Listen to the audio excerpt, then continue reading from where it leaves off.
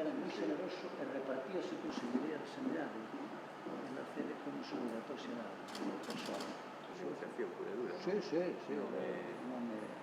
Non é de manual. Non, todo complejo. Me nomean no día siguiente xerente do hospital de aquí, pero o hospital sin director. Sí. Eu era o único director que tiña a xunta, pero hai unha serie de asuntos dentro do que é o marco legal que hai que conocelos, e eles conocían todos. Solar, un espacio para facer a nova delegación.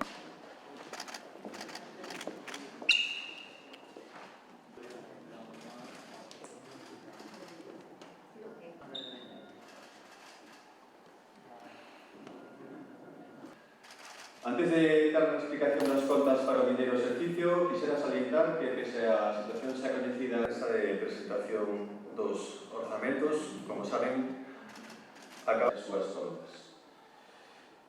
Quixera realizar un agradecemento especial ao orzamento, como logo poderei explicar. Son unhas contas que contemplan o maior gasto tanto este ano como no vindeiro exercicio. A igual que nas contas vixentes, pois me dará un 10%. En canto ao mercado de traballo, igualmente económica ao vindeiro exercicio.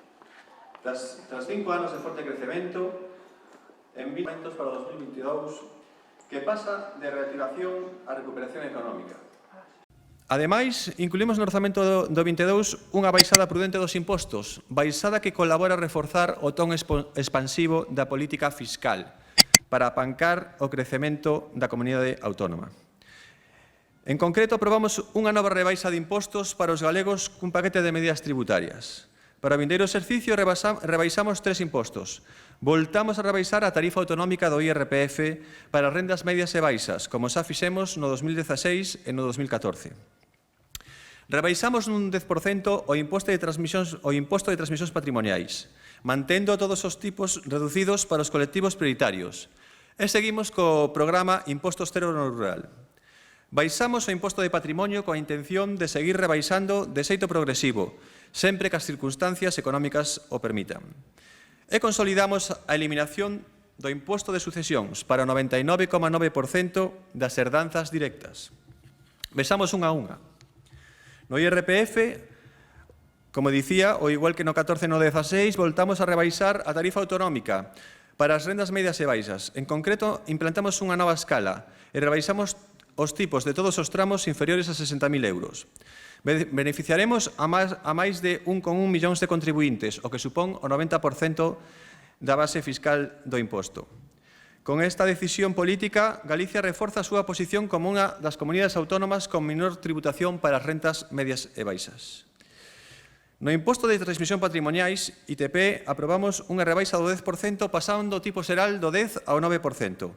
Queremos reducir a tributación ás familias que adquiren unha vivenda, favorecendo tamén así a dinamización do mercado inmobiliario. Ademais, mantemos o tipo reducido do 7% na compraventa de vivenda habitual cun límite de patrimonio. O tipo reducido dun 5% cando a compra se realice en zonas pouco poboadas. O tipo reducido de 3% para menores de 35 anos, persoas con discapacidade e familias numerosas. E a eliminación deste imposto para estes colectivos se compran unha vivenda habitual nestas zonas pouco poboadas.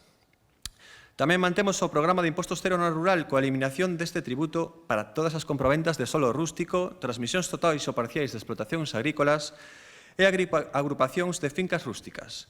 Xa se teñen beneficiado deste programa máis de 102.000 galegos.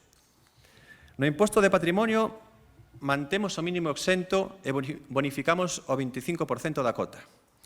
A nosa intención é que este tributo sega baixando de xeito progresivo se a situación económica segue a mellorar. O obxectivo é seguir adaptándonos á nosa contorna da Unión Europea neste eido.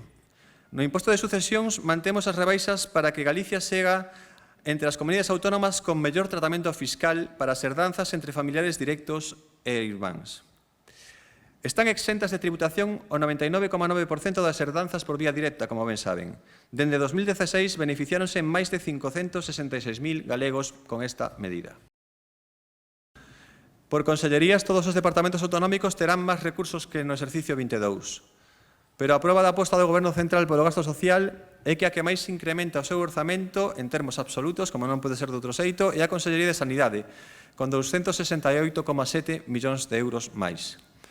A continuación se sitúa Cultura, Educación e Universidade, con 177,5 millóns de euros máis.